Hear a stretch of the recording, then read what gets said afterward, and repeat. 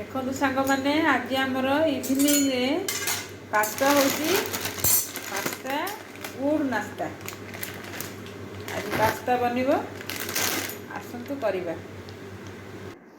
देखो मुझे पियाज को काटी देछि आ कंचा लंका रसुण अदा को सब टिक टिक कर काटी देछि आ टमाटो मध्य काटिछि टिके अधिका टमाटो काटिबे आ धनिया पत्र देखो काटिछि।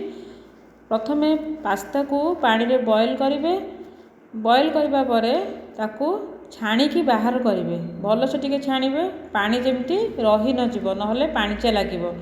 तापरे कड़ाई रे तेल दे जीरा अदा रसुण पकेबे टिके घाटी देकी सेथिरे पियाज देबे।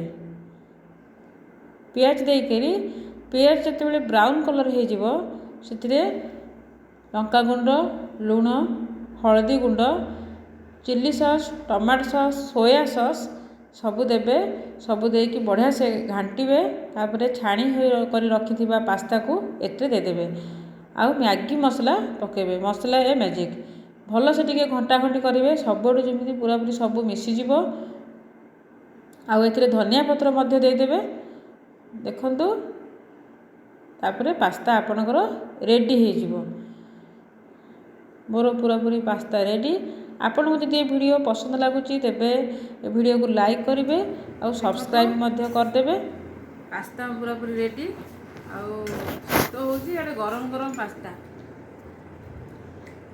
So tasty.